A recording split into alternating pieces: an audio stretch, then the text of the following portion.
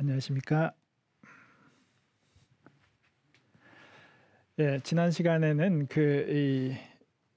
사의 길 마지막 부분 설명드리다가 시간이 좀 부족해서 다 못 드렸는데요. 지난번 시간에 권력의 본질이 무엇인가 백기환 선생과 방배추 선생의 사례를 들어서 설명드렸는데요. 두 분 다 이제 사회의 큰 어르신들인데 제가 좀 이렇게 설명하는 과정에 좀 이렇게 호칭이나 이런 부분이 좀 결례가 있었을지도 모르겠습니다. 그래서 다만 어떤 사례로서 설명드리려고 했던 거니까 그런 부분이 있었으면 좀 널리 양해해 주시면 감사하겠습니다. 예. 그리고 이제 마저 설명을 드리면, 그런데 제가 이게 회사 조직도 바로 이 사의 길에 해당한다고 말씀드렸는데요. 회사 조직과 권력이 무슨 상관이냐, 이렇게 생각하실 수도 있습니다. 예. 그런데 회사 조직도 권력의 문제라는 것입니다. 저민들이 보기에는. 왜냐하면 인간 세상에 존재하는 조직은 4가지밖에 없다고 했기 때문에. 그러면 회사 조직이 과연 권력의 문제인가? 좀 맞는 것 같습니다. 예. 혹시나 오늘날 이 자본주의 사회에서 회사를 왜 다니고 회사에서 왜 상사의 지시를 받느냐? 월급을 주기 때문이다. 그러니까 돈을 주기 때문이다. 이렇게 생각하실 수 있습니다. 맞지요? 1차적으로는 오늘날 자본주의 사회이기 때문에 회사에 가서 상사의 지시에 왜 복종해야 되느냐? 돈을 주니까 그렇습니다. 예. 그런데 돈을 주기 때문이고 돈만으로 모든 문제를 해결할 수 있다고 생각하면 그 회사는 망할 겁니다. 예. 우리가 오늘날 가만히 생각해 보면 회사를 다닐 때 분명히 1차적으로는 돈을 주기 때문에 지시를 받고 일하는 것이 맞는데 과연 돈만이 전부인가? 라고 가만히 생각해 보면 그렇지 않다는 거를 아실 수 있을 거라고 봅니다. 예. 그리고 그 회사가 만약 대표가 돈을 주기 때문에 나한테 복종하는 것이고 그걸로 충분하다라고 생각한다면 그 회사 망하지 않을까요? 저는 망할 거라고 봅니다. 왜냐면 운 좋게 회사가 잘 나갈 때는 괜찮겠죠. 그런데 이 삶이라는 게 긴데, 그리고 이 회사가 좀 불운을 겪어서 어려울 때도 있겠죠. 그런데 돈만으로 모든 관계가 끝난다고 생각하면 그런 어려운 시기를 그 회사는 넘기지 못할 겁니다.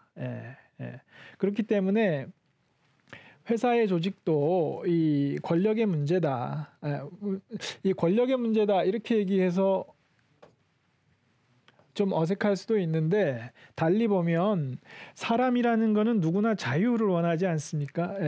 자유의지를 가진 사람, 이 사람이 조직에 복종하는 거, 그리고 어떤 희생을 받아들이는 거, 이것은 쉽지 않은 문제죠. 누가 그렇게 이 복종을 하고 희생을 받아들이고 싶겠습니까?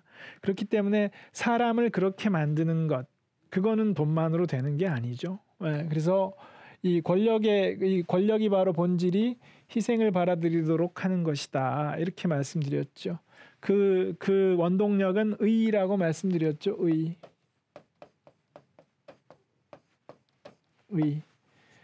그래서 우리 유학에서 인과 의. 인의죠. 인과 의를 가장 중요한 덕목이라고 얘기하는 이유가 바로 그것입니다. 의에 합당하다면 사람은 자기한테 피해가 와도 자기가 희생을 해야 하는 상황에서도 받아들인다는 것입니다. 지난 시간에 말씀드렸듯이 코로나 사태로 인해서 그 식당 문을 일찍 닫아야 되는 것은 식당 주인 입장에서는 그 생계를 위협하는 그런 큰 희생인데도 식당 주인이 그렇지만 어쩔 수 없지요라고 받아들이는 이유, 의에 합당하기 때문이라는 것입니다. 그 때문에 우리 유학의 가르침에서 끊임없이 인과 의를 얘기하는 이유가 거기에 있는 것입니다. 그래서 이 오늘날의 회사로 돌아가 보면 그 조직원들이 권력을 승복해서 받아들이도록 하는 것, 그것이 중요한 문제라는 것입니다. 그게 쉽지 않다는 것입니다. 그래서 이 정당성, 대의명분, 권력의 정통성이 중요한 이유가 바로 그것입니다. 그것이고, 가령 오늘날 회사에서 아들이 아버지의 그 어떤 회사 오너 자리를 승계하는 일이 많이 일어나지요. 그때 이 아들이 자신의 능력을 입증하려고 노력하는 이유도 바로 그것입니다. 이렇게 그 자본주의 사회 논리라면 그 지분을 아버지로부터 상속받으면 당연히 내가 회사 주인이다. 뭐 이렇게 말하면 돈만의 문제라고 생각하면 그걸로 끝이겠죠. 근데 누구도 그렇게 말하지 않습니다. 왜냐하면 돈만의 문제가 아니라는 걸 알기 때문입니다. 예. 이 조직원들이 이 대표의 지시에 복종하도록 만들려면 결코 돈만으로 그게 해결되지 않는다는 걸 알기 때문입니다. 이 정당성이나 이 정통성, 대의 명분이 중요하다는 걸 알기 때문에 그런 거죠. 그것 때문에 이 정치가들이 그렇게 정당성, 정통성, 대의 명분에 집착하는 거죠. 예, 예, 그렇기 때문에. 예. 그래서 이제 이 사의 길은 바로 이런 조직이 성공하기 위한, 조직이 목표를 달성하기 위한 그런 이 원리, 법칙에 대해서 말을 하고 있습니다. 예. 그러면 이어서 사대비, 사가 조직의 목표를 달성하는 원리라면 비는 조직의 결속을 다지는 원리입니다. 조직의 결속을 다지는 원리. 이게 사의 길이죠. 사의 길. 그걸 위아래를 뒤집으면 비의 길이 되는데 어떤 회사라는 조직을 놓고 생각해 보면 회사의 조직의 목표를 달성하기 위해서 일치단결해서 뭐 으쌰으쌰 열심히 가지요. 근데 항상 그럴 수만은 없다는 것입니다.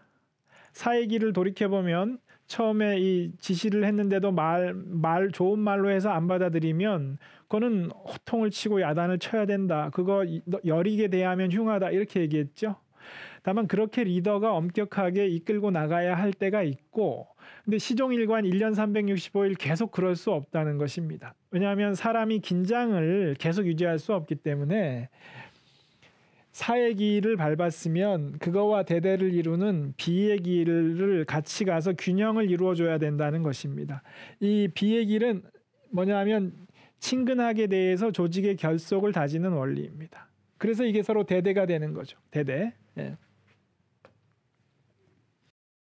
그래서 좋은 리더의 조건, 뛰어난 리더의 조건은 뭐냐 하면 주역의 관점으로 보면 사와 비, 대대 관계에 있는 사와 비의 그 도를 번갈아 쓸 줄 알아야 된다는 얘기입니다. 번갈아. 한 번은 이 조직의 목표를 달성하기 위해서 규율을 엄정히 하고 이끌고 나가서 이 복종과 헌신을 요구해서 조직의 목표를 달성할 줄도 알아야 되고 시종일관 365일 그럴 수 없다.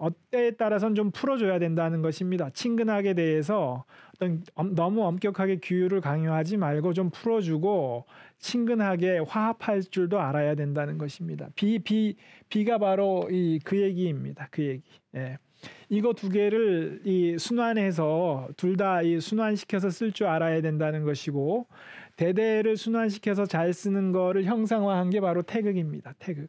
그래서 제가 주역의 도는 결국 태극으로 귀결된다라는 말씀을 드리는 게 그것입니다. 사와 비를 순환시킬 줄 알아야 된다. 태극을 머릿속에 떠올려 보시면 건과 곤이 순환하고 있죠. 그렇게 순환해서 쓸 줄 아는 것이 좋은 리더가 될 수 있는 길이다. 이렇게 말하고 있는 것입니다. 예. 화이분류는 뭐냐 하면 태극의 철학을 한마디로 하면 화이분류의 철학이다. 이렇게 말할 수 있는데 화이분류는 이거죠. 화합, 조화를 이루되 분류, 휩쓸리지는 않는다는 것입니다. 조화를 이루되 휩쓸리지는 않는다. 예. 공자님 말씀에서 나온 겁니다. 공자님 말씀에서. 공자님이 어느 날 자로가 공자님이 사랑했던 제자 자로가 공자님한테 묻기를 선생님 강하다는 것이 무엇입니까? 이렇게 물었습니다. 자로는 용맹함을 자랑으로 삼는 제자라 끊임없이 어떻게 하면 강해질 수 있는가에 관심이 있었기 때문에 공자님께 선생님 강하다는 것이 무엇입니까? 이제 이렇게 여쭌 겁니다. 그랬더니 이제 공자님이 자로에게 대답하기를 대개는 갑옷을 입고 창칼을 들고 죽기를 마다하지 않고 싸우는 것을 강하다고 한다. 대개는 그렇게 말한다. 그렇지만 그거보다 더 강한 게 있다. 진정으로 강한 것은 조화를 이루되 휩쓸리지 않는 것이다. 이것이 진정으로 강한 것이다. 이렇게 말씀하신 거죠. 예. 그래서 이 화이분류가 바로 군자가 갖추어야 할 자세입니다. 조화를 이루되 휩쓸리지 않는 것. 그것이 태극이 상징하는 이 태극의 그 철학입니다. 조화를 이루되 휩쓸리지 않는 것. 나와 다른 남을 인정하는 거죠. 나와 다른 남과 조화를 이루되 자기를 잃지는 않는 거죠. 자기를 잃지는 않는 것. 그게 태극의 철학입니다. 사와 비를 교대로 쓴다는 것도 바로 이 화이 분류다 이렇게 볼 수 있습니다. 그래서 비이고 또 하나는 비인의 문제라고 제가 써놨는데 비인은 사람이 아닌 사람입니다. 사람이 아닌 사람. 비의 길에선 지금 비인이 등장합니다. 좀 이따 살펴보실 건데 이 얘기는 이 저민들이 볼 때 이 세상에는 사람이 아닌 사람이 있다는 거죠. 그래서 그런 사람이 이제 등장합니다. 그래서 등장했을 때 이 부분을 다시 한번 설명드리겠습니다. 비의 길, 아까 제가 말씀드렸죠. 그 조직을 이끌 때 시종일관 긴장감을 불어넣으면서 규칙을 지켜라, 뭐 이거 해라, 저거 해라 요구하기만 할 수 없다는 거죠. 그렇게 해야 할 때도 있지만 그러면 이제 사람들이 지치기 때문에 어느 때는 좀 풀어주고 너무 규칙 엄격하게 따지지 말고 그 리더가 조직원들과 친근하게 대해야 하는 그런 비의 길도 구사할 줄 알아야 된다는 거죠. 그 두 가지를 병행해야 된다는 것입니다. 그래서 비의 길, 친근하게 대함으로써 조직의 결속을 다지는 법칙이죠. 어떻게 하면 그렇게 할 수 있는가? 6단계의 그 길이 있는데 한번 보시죠. 1단계. 처음에 음이 오니 믿음을 가지고 친근하게 대하면 허물이 없으리라. 믿음을 가지고 친근하게 대하라고 했습니다. 1단계. 그 다음 중요한 것이 믿음을 둘 때는 술동이를 채우듯 하면 종국에는 달라짐이 있게 되어 길할 것이다. 이렇게 말했습니다. 술동이를 채우듯 한다는 건 뭐냐면 술동이에 술 채울 때는 인색하게 굴지 않고 좀 넘치도록 콸콸콸 따르는 겁니다. 그래서 사람을 믿을 때 그 대표가 부하 직원들을 믿을 때 리더가 자기를 따라주는 사람들을 믿을 때는 술동이를 채우듯이 콸콸콸 좀 붓듯이 왕창 믿으라는 겁니다. 요만큼 믿어보고 내가 요만큼 믿어보고 잘 기대에 부응하면 좀 더 믿을게 이러면 안 된다는 것입니다. 그러지 말고 왕창 믿을 때는 확 믿어야 된다는 것입니다. 그렇게 하면 종국에는 달라짐이 있게 되어 길할 것이다. 여기 달라지다. 여기는 이 사람 인자가 있죠. 사람이 달라진다는 얘기입니다. 사람이 그렇게 이 사람을 믿으면 내가 요만큼만 믿어보고 어떻게 하는지 볼게 이러지 말고 믿을 때는 확 믿으면 그 사람이 달라진다는 것입니다. 믿음을 보여주면 저 사람이 정말 나를 믿는구나 라고 해서 사람이 달라질 것이다. 다만 종국에는이라고 했습니다. 쉽게 단번에 달라지지 않는다는 얘기를 하는 것입니다. 그렇게 믿음을 보이면 달라질 텐데 이게 오래 걸리기 때문에 인내심을 가져야 된다. 이렇게 말하는 것입니다. 종국에는 달라지게 돼서 길할 것이다. 이후에 길을 보면 5단계에 가서 사람이 달라집니다. 5단계에 가서. 5단계까지 가는 동안에 그 힘든 과정을 거쳐야 된다는 것입니다. 그래서 정말 그 사람들이 달라질 때까지 어떤 일들이 일어나는지를 5단계로 제시하고 있습니다. 2단계 보시죠. 2단계. 음이 두 번째에 오니 안으로부터 친근하게 대하는 상이다. 정하면 기라리라. 정하면 기라리다. 자주 나오죠. 좀 일이 잘 안 풀리더라도 쉽게 흔들리지 말고 굳세게 계속 밀고 나가면 길할 것이다. 이렇게 말하는 것이고요. 안으로부터 친근하게 대한다는 건 뭐냐면 자기 마음 속 안으로부터, 그러니까 정말 이 안으로부터 이해되시죠? 마음 속으로부터 정말 속으로부터 이렇게 친근하게 대하라는 것입니다. 2단계. 친근하게 대하는 거가 강도가 높아지고 있습니다. 그다음에 3단계. 음이 세 번째에 오니 친근하게 대했는데 상대가 사람이 아닌 상이다. 여기 이제 나오죠. 사람이 아닌 사람이 나옵니다. 이건 뭐냐 하면 정말 믿고 마음 안으로부터 정말 믿고 잘 대해줬는데 열심히 대해줬는데 보니까 이 사람이 아닌 사람이더라는 겁니다. 그런 사람이 있다는 겁니다. 저민들이 보기에 이 세상에는 사람이 아닌 사람이 섞여 있다는 거죠. 그러면 6단계, 4단계 이게 위기죠. 위기. 자기를 따르는 사람들을 정말 믿고 잘해줬는데 그중에 사람이 아닌 사람이 섞여 있더라는 것입니다. 위기가 발생했습니다. 그러면 이에 대해서 군자가 어떻게 대응해야 되느냐 4단계에 나옵니다. 음이 네 번째에 오니 겉으로 친근하게 대하는 상이다. 정하면 기라리라. 뭐냐면 열심히 믿었는데 술동이에 술을 따르듯 콸콸콸 왕창 믿었는데 나중에 보니까 그중에 사람이 아닌 사람이 섞여 있더라. 그런 사람은 어떻게 대해야 되느냐? 겉으로 친근하게 대하라는 겁니다. 이제는 마음은 주지 말라는 겁니다. 마음은. 일단은 처음에는 아까 안으로부터 친근하게 대한다고 했죠. 일단 마음을 다 주라는 겁니다. 충분히 믿고 마음을 다 주되 그 사람이 사람이 아닌 사람이라고 확인이 됐으면 그 다음에는 마음은 주지 말고 겉으로만 친근하게 대하라는 것입니다. 예. 이제 군자가 그 조직을 이끌 때 점점점 노련해지는 겁니다. 그렇죠? 예. 사람이 아닌 사람이라는 게 확인됐으면 이제는 겉으로만 친근하게 대해야 한다는 겁니다. 그렇게 해야 된다는 겁니다. 예. 사람이 아닌 사람이 섞여 있는데 거기다가 계속 마음을 주면 안 된다고 얘기하는 것입니다. 예. 이해되시죠? 예. 이렇게 이해되시죠? 예.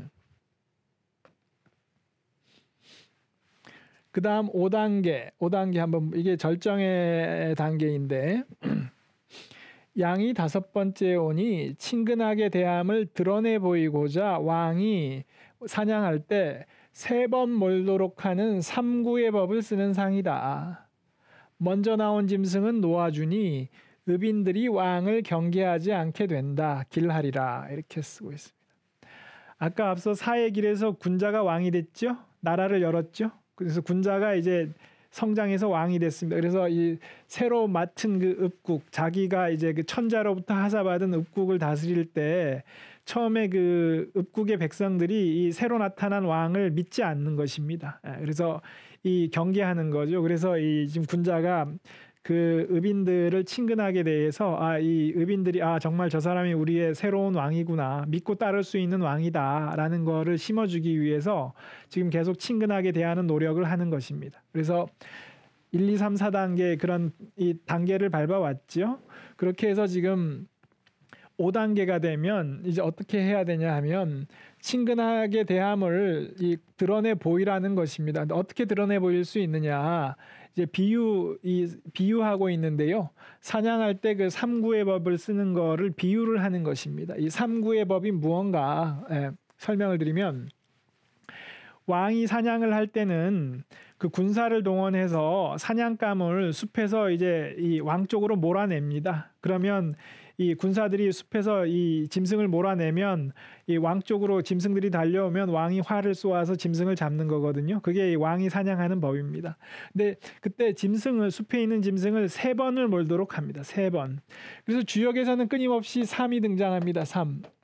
이것도 한번 눈여겨보시면 좋습니다. 왜냐하면 3번이라는 게 의미가 있기 때문입니다. 아까 이 왕이 물건을 내릴 때도 2번을 사용하고 3번째 봤지요. 여기서도 왜 3이 중요하냐? 이 군사들이 짐승을 3번을 쫓는데 그 처음에 한 번 숲에서 몰아냅니다. 그러면 이제 짐승들이 막 왕 앞으로 달려오지요. 그런데 이때 왕이 그 짐승을 쏘지 않습니다.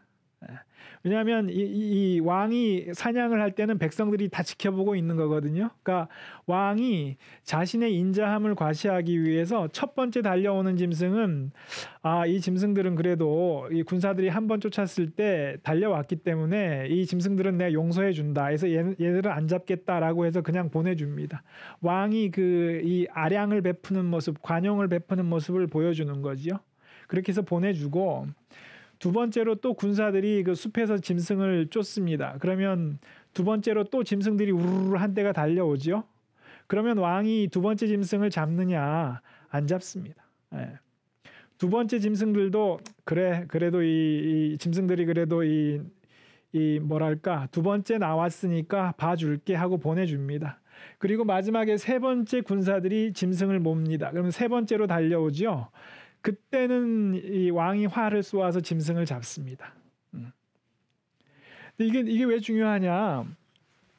첫 번째, 2번째 짐승을 잡지 않고 보내준다는 것은 그 왕이 그 어떤 관용의 마음, 그 쉽사리 생명을 해칠 수 없다는 관용의 마음을 보여주는 것입니다.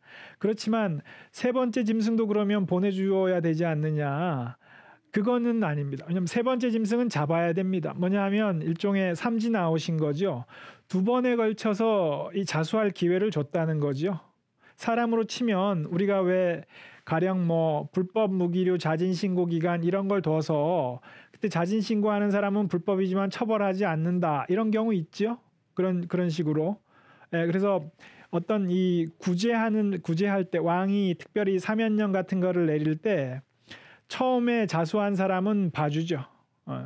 그런데 두 번에 걸쳐서 일종의 자수할 기회를 줬는데 자수 안 하고 버티다 세 번째 잡힌 사람, 이 사람도 봐주면 어떻게 될까요? 그러면 그때는 나라의 법이 0이 서지 않습니다. 0이. 누구나 다 무시하고 이 법과 질서를 지키지 않는다는 거죠. 그렇기 때문에 두 번은 이 일종의 자수한 사람을 봐주지만 세 번째 걸린 사람은 봐주지 않는 겁니다. 그게 일종의 삼진아웃제지요. 오늘날에도 삼진아웃해서 세 번째 걸린 사람은 봐주지 않는다. 그런 게 그겁니다. 그러니까 뭐냐면 세 번에 걸쳐서 이렇게 함으로써 왕이 자신의 아량이 있음을 보여줌과 동시에 세 번째 걸리면 절대 용서하지 않는다는 그 왕이 명령이 엄중하다는 것도 동시에 보여주는 것입니다. 그게 삼구의 법입니다. 이렇게 한다는 거죠. 그래서 왕은 사냥할 때조차도 이런 모든 걸 고려하면서 하지 섣불리 움직이지 않는 거죠. 그렇게 하면 먼저 나온 짐승은 놓아주니 두 번에 걸쳐서 그 짐승들을 놓아주지요. 의빈들이 그거를 다 목격했기 때문에 왕이 아량이 있구나. 저 사람은 우리가 너무 경계하지 않고 믿고 따라도 되겠다라고 받아들인다는 거죠. 그렇게 해서 길하게 된다는 것입니다. 그래서 아까 맨 앞에 나중에는 사람들이 달라질 것이다 라고 말했는데 5단계에 이르러서 달라지고 있습니다. 6단계에 가면 어떻게 되느냐. 여기가 절정이고 6단계는 과잉의 단계입니다. 극상의 자리에까지 음이 오니 친근하게 대하다 보니 우두머리가 없는 지경에 이르는 상이다. 흉하리라 이렇게 말했습니다. 뭐냐면 5단계 정도에서 이제 멈춰야 되는데 왕이 여기를 넘어 계속 친근하게 대하면 이제 우두머리가 없는 지경에 이른다는 거죠. 뭐냐면 왜 할아버지가 손자 손녀를 너무 이뻐하면 그 손자 손녀가 할아버지 머리 위에 올라타서 상투를 흔든다 뭐 이런 얘기 있죠. 그 지경이 된다는 것입니다. 그 지경이 되면 곤란하다는 거죠. 여기가 절정이고 여기는 과잉의 단계입니다. 그 다음에 괴사는 비의 도는 길하다. 원래의 점은 으뜸으로 오래도록 정하면 허물이 없다는 것이었으나 안녕하지 못한 상태가 바야흐로 찾아오니 뒤에는 흉하게 되리라. 요거는 설명을 조금 해야 되겠네요. 그래서 요거는 다음 시간에 다음 시간 앞부분에 잠깐 설명하고 하도록 하겠고요. 오늘은 이 비의 길 거의 다 했는데 괴사 부분은 좀 설명할 게 있어서 괴사 부분만 남겨놨다가 다음 시간에 하겠습니다. 그래서 오늘은 이렇게 해서 그 사의 길에 뒤이어 8번째 괴인 비의 길에 대해 살펴봤고요. 다음 시간에는 9번째 괴인 그 소유의 길에 대해서 살펴보도록 하겠습니다. 오늘 여기까지 들어주신 분들께 감사드립니다. 감사합니다.